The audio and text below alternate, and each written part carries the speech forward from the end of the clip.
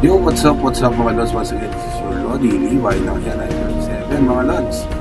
So, for today's video mga lods is titingnan natin kung alin nga ba ang mas mabilis mag-RB.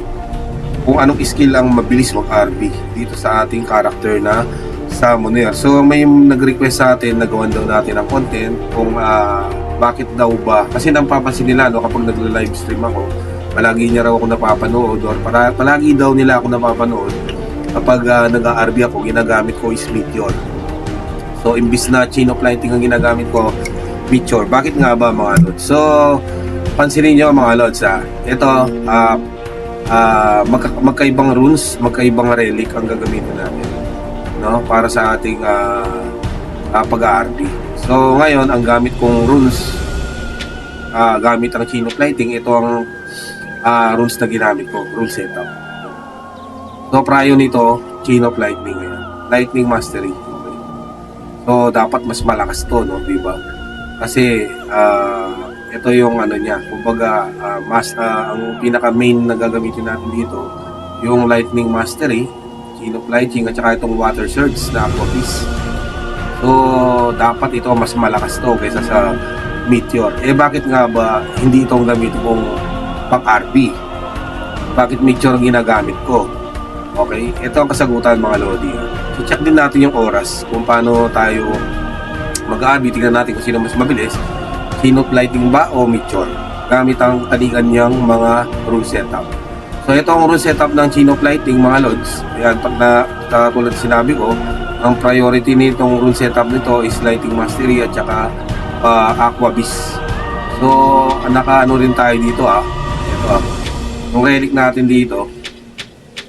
Napapakita ko lang sa inyo. Ayan. Sleep. Okay. Sleep na base damage. Okay. Gabriel na sleep. Level 6 na yan At saka Aqua Boost base damage. And then Aqua Beast skill level plus 6. So dapat mas malakas to kasi halos yung relic niya at saka yung rune setup niya is for Chain of Lightning at saka Aqua Beast. So bakit nga ba Meteor ginagamit ko? Ito ang kasagutan mga Lods. Kasi mayroon din akong setup pang Meteor or pang RB na setup ng runes. Tsaka relic mga Lods. So try natin kung orasan ko na lang. Okay, gagamitin ngayon natin Chain of Lightning. Check nyo na lang yung oras dito sa gilid. Ayan. Makikita nyo naman. So let's go. Check natin. Start na natin.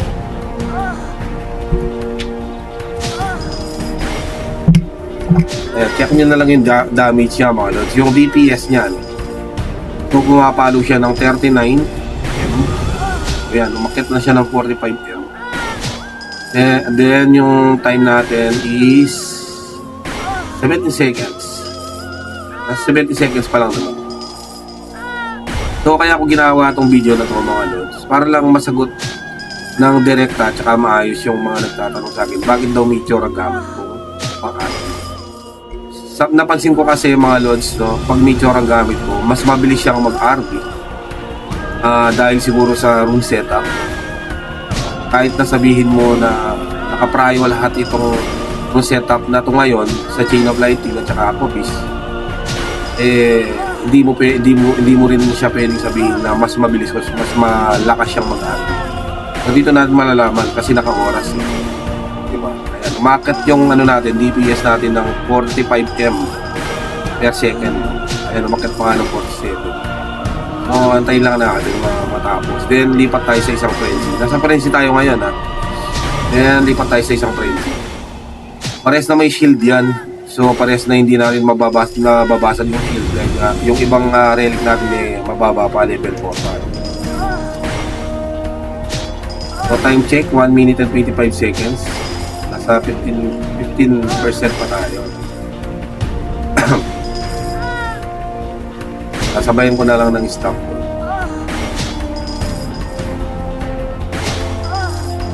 2%, 1%. Ayun. So 1 minute and 44 seconds. Okay? Mag 1 minute and 45 seconds siya. Okay? So punta naman tayo din sa kabila. Then papalitan natin yung setup ng yung talagang ginagamit kong pang RB na setup. O may copy kasi ako rito. Ayan. Kapalitan natin yung room setup natin. Ito kasi yung room setup ko dyan. Ayan yan. Yan ang ginagamit ko. So, papalitan muna natin yung rooms natin. Okay? So, papalitan muna natin yung rooms natin. Okay. Red sa taas. Yan. Papalitan. Tagalin muna natin. Red sa taas. Ang green dito. Tapos blue dito. Ayan, green din dito.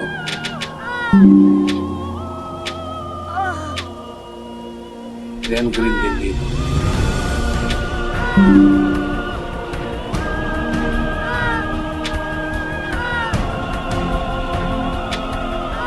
Ayan, ayun siya mga lods. Ito nga pala yung passive niya. Ayan. Ayan ang passive niya. Okay? 1, 2, 3, 4, 5. 5 din ang passive niya. So, nagpapalit din ako ng ano rito mga lodi. Ayun mo natin baka mabawasan yung ano ng RP. Ang life ng RP. Ito yung papalitan natin. Relic din. Pero magkaibang relic.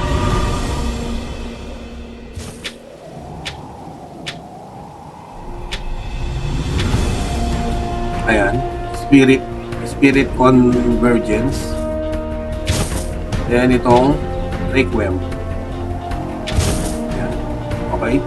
So napalitan na natin yung setup natin. Okay, pati yung dalawang relic na palitan na rin. So gagawin natin, lilipat natin sa comment pool. Ayan. So comment pool lang gagamitin niya. So i-try natin kung ilang minutes, no? Kung ilang seconds. So kanina chain of lightning is 1 minute and 44 seconds, magwa 1 minute and 45 seconds. So check natin ngayon. Let's go. Start muna natin ito. 3, 2, 1, go.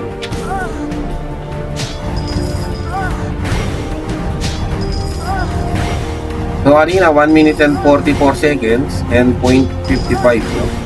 So tingnan natin dito. Sa ganyang setup at saka sa Meteor na ski. Tingnan natin kasi mas mabilis talaga mga pares na frenzy ang binanatan ko mga lods, ha. So sana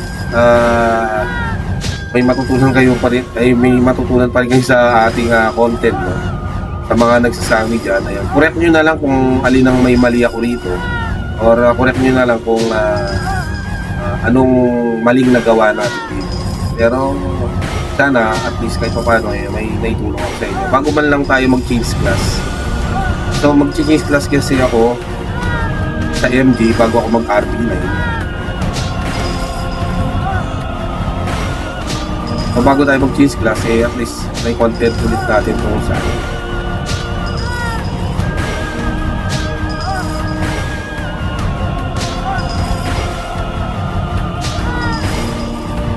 Kikita nyo na ba yung difference mga lods? Kung ilang seconds kung nawawala or inilamang ng nakakomment.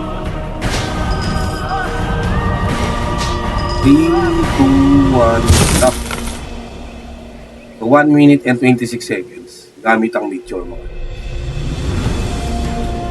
At saka ganitong setup, no? So sana nasagot ko na yung katanungan ng mga ibang nagtatanong sa atin dyan, lalong-lalo na yung mga viewers natin dyan, saka mga followers natin dyan. Sana at least nakatulong ako sa inyo.